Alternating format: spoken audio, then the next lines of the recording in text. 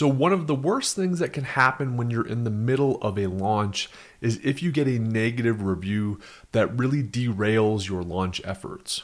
So in this video, we're going to basically review some strategies and approaches and mindsets that you can leverage to implement review damage control. So in summary, we're going to outline what you should do during a launch if you have a negative review on your listing.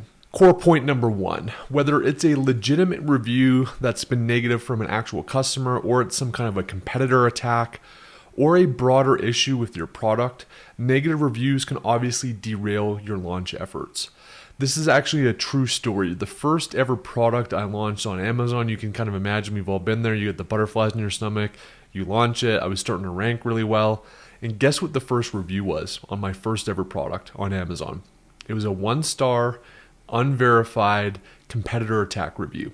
And it basically totally derailed my launch. I had a 1-star average, and it took weeks to kind of get it back to where I could actually put a concerted effort into the launch. This stuff can happen. This is Amazon. It's unpredictable, whether again it's legitimate or not. You can get reviews that totally change your average review count and can plummet your conversion rate and performance in the middle of a launch.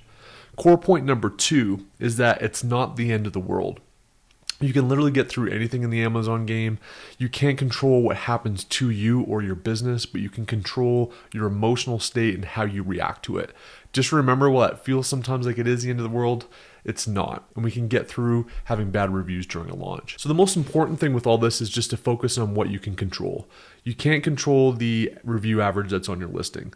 You can't always control that a bad review happened. It is what it is. What you need to control is how do you assess it and what strategies do you deploy to counter it to get things back on track. First, I think it's important to take a step back and actually assess the situation, right? Look at the actual review, read the review. What does it say? Is it legitimate? Is it telling you anything about your product and how it's presented? If so, can you edit your listing? Can you make some adjustments there? But be honest and thoughtful about reviewing the actual review itself. Also check your CX score. Are you seeing abnormal return rates or other issues that may not have been left in a negative review, but you've got commentary in the CX score you can look at? We covered this in the operations and management module in terms of how you can assess that stuff. But you should really kind of think, is your product a problem? Especially if you've had a snowball of bad reviews and it doesn't seem like it's a competitor attack. What may be happening is that there's something off with your product. And this has happened to me too, where we had an awesome product we thought, we launched it, had a lot of success, and then we started to have these 1-star issues come in. And frankly, it was an oversight on our part about the user experience of actually using the product initially. So that was on us, and we had to kind of take that one on the chin and own it. The next thing is just to really implement strategies outlined in the management module around reviews. If you have not already, you want to be deploying all of those things to generate additional review volume, because the only real way to counteract a negative review average is to get positive reviews coming in and review volume coming in to dilute that negative review. So make sure you're referencing that module, and if you don't have all those elements in place, now's the time to take a step back and implement those into your business. Equally important is to implement the negative review strategies outlined in the management module as well. We talk about some strategies, legal, terms of service, compliance strategies that you can do and implement to actually either have reviews removed or overcome negative reviews. So take a look at that. That's probably your first line of defense in concert with those other positive review generating strategies and review rate strategies that we cover in that module. And then here's really just 3 things that I would say underpin our tactical approach in terms of what we do next. First of all, I would absolutely deploy Vine. This is assuming that you have product quality that you don't suspect is an issue. Vine, you've got to have high quality products to get good reviews, but if you've not implemented this yet, that's one of the surefire ways, quick ways to generate reviews onto your listing. The second thing is to shut off or minimize pay-per-click. If you're starting to get negative conversion rates and really poor performance, those will have a dramatic negative impact on your organic results.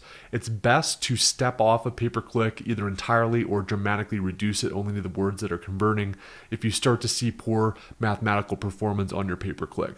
This is a time to hit pause, go back and maybe roll your sleeves up and leverage some of those other launch traffic strategies if you've not deployed them already, or double down on the ones that you have deployed.